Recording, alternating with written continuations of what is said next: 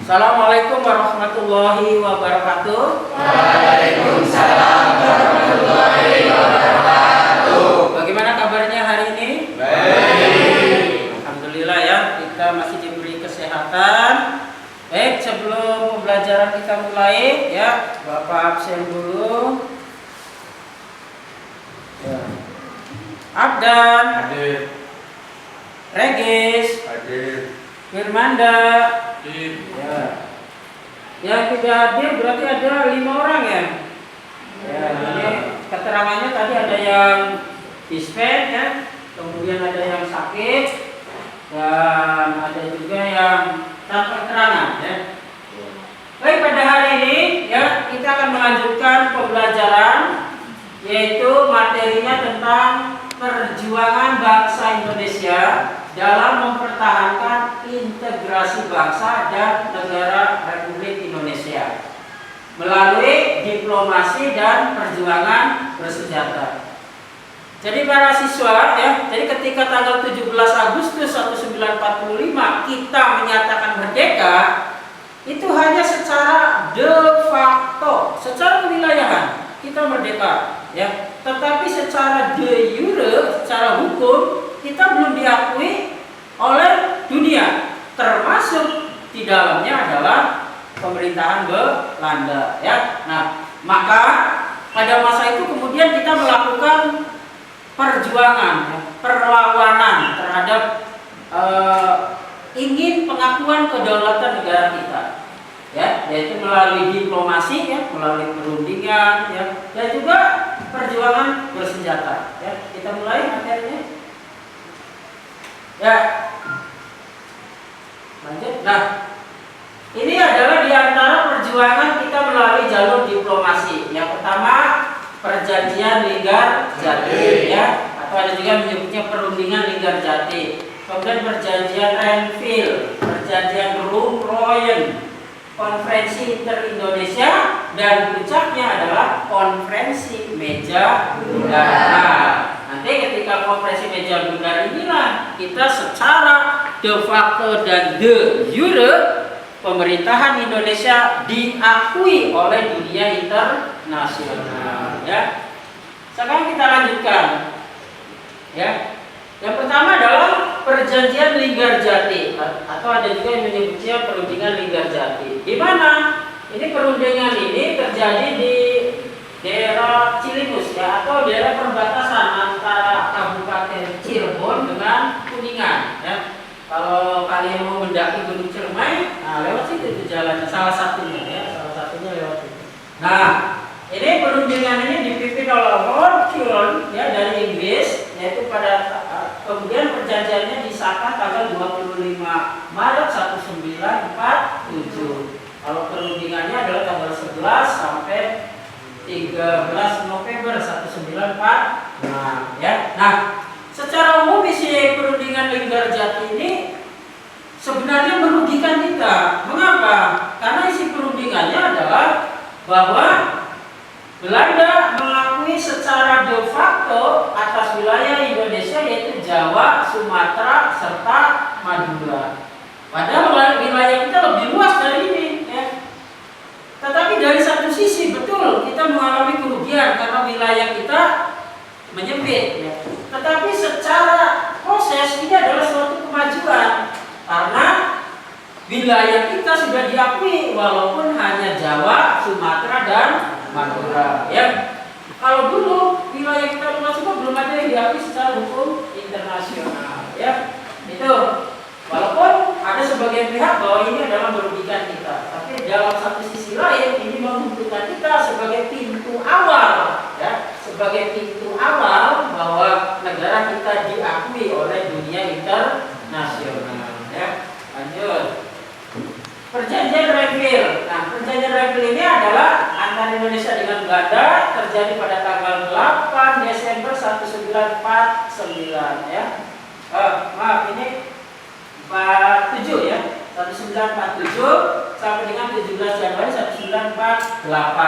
Nah, Renville itu nama apa? Renville itu nama kapal angkatan laut ya, milik Amerika, yaitu USS Renville yang waktu itu sedang mendarat di Jakarta. Terjadilah perundingan ya, termasuk di dalamnya ada penengah, yaitu Komisi 3 negara.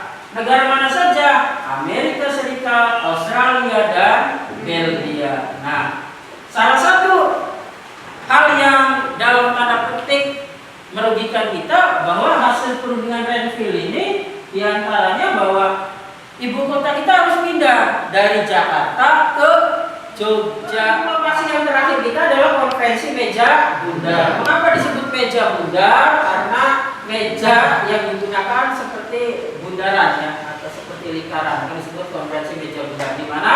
Yaitu di Den Haag, Belanda. Pada tanggal 23 Agustus sampai dengan 2 November 1949.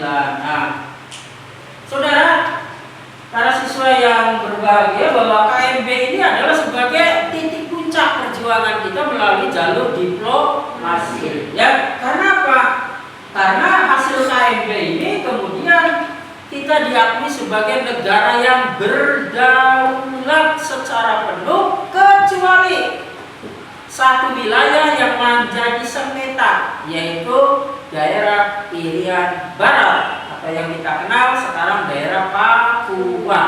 Nah, ini dari hasil KMB daerah Papua ini belum bisa diputuskan, ya. Nanti akan diputuskan berikutnya ya melalui perundingan kembali, ya.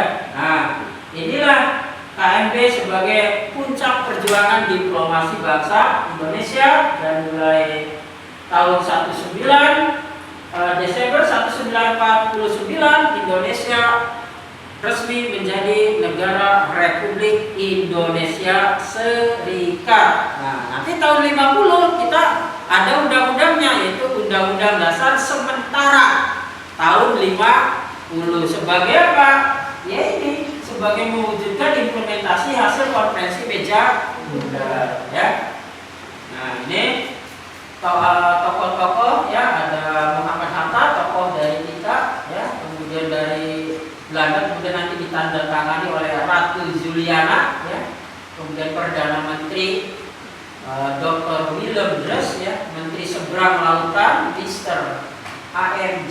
Session ya, sedangkan delegasi Indonesia dipimpin oleh Dr. Raden Muhammad Hatta yang pada waktu di sana di Jakarta ya, kemudian Sri Sultan Hamengkubuwono IX dan wakil tertinggi mahkota ya H.J. Levin yang menandatangani naskah pengakuan kedaulatan, dan Indonesia kemudian diakui ya berbentuk Republik Indonesia Serikat. Nah, pada waktu itu tadi sesuai dengan judul kita, selain melalui perjuangan diplomasi, kita juga melakukan perlawanan bersenjata. Di antaranya 5 peristiwa yang ini mewakili sebenarnya. Sebetulnya masih ada juga di daerah-daerah melakukan perlawanan ya, tapi 5 peristiwa ini mewakili bagaimana heroiknya para pendahulu kita ketika ingin mempertahankan Indonesia yang merdeka, yaitu pertempuran Surabaya, pertempuran Ambarawa, Bandung Lautan Api, pertempuran Medan Area, dan pembunuhan Margarana. Ya, kita mulai dari pertempuran Surabaya. Sebenarnya pertempuran Surabaya ini adalah dikatakan sebagai pertempuran terhebat, ya, terheroik, bahkan yang terbesar lah di awal kita merdeka. Ya, awalnya memang pemerintah Belanda ya, dia memancing dengan mengibarkan bendera merah, putih, biru di puncak Hotel Yamato. Ya, nah sehingga kemudian oleh para pejuang Indonesia tidak terima yang mereka secara bersama-sama menyerbu Hotel Yamato itu. Kalau sekarang tidak ada Hotel Yamato, adanya Hotel Majapahit ya, masih di Surabaya. Akhirnya mereka menurunkan bendera merah putih biru itu, disobek bendera birunya, dinaikkan kembali merah putih. Nah, itu salah satu peristiwa yang mengawali. Kemudian datanglah tentara sekutu yang dipimpin oleh Brigjen A.W.S. Malabi ya, yang kemudian terjadi pertempuran di Jembatan Merah Surabaya, dan pada peristiwa itu ya Brigjen Malabi gugur ya tewas. Nah, inilah yang kemudian menyebabkan tentara sekutu kemudian membuat propaganda, ya, yang isinya apa? Yang isinya adalah ancaman bahwa pada tanggal 10 November ya jam 6 pagi semua rakyat Surabaya harus berkumpul di lapangan ya dengan membawa bendera putih dan mengumpulkan atau apa istilah senjata-senjata yang dimiliki harus diserahkan kepada pemerintah Belanda. Nah, inilah yang kemudian salah satu tokohnya yaitu yang bernama Bung Tomo tidak terima. Bung Tomo ini seorang muslim yang taat ya. Kemudian bukan hanya Bung Tomo sebenarnya. Mengapa pertempuran Surabaya itu begitu hebat? Karena didukung oleh para ulama. Kita mengenal sekarang ada namanya Hari Santri ya pada tanggal 22 Oktober. Itu adalah maklumat yang dikeluarkan oleh para ulama di Surabaya. Maklumat apa? Tentang jihad. Ya, jihad melawan pemerintahan sekutu yang ingin menguasai kembali Indonesia. Maka tanggal 22 Oktober kemudian diperingati sebagai Hari Santri. Sebenarnya hari dasar ini.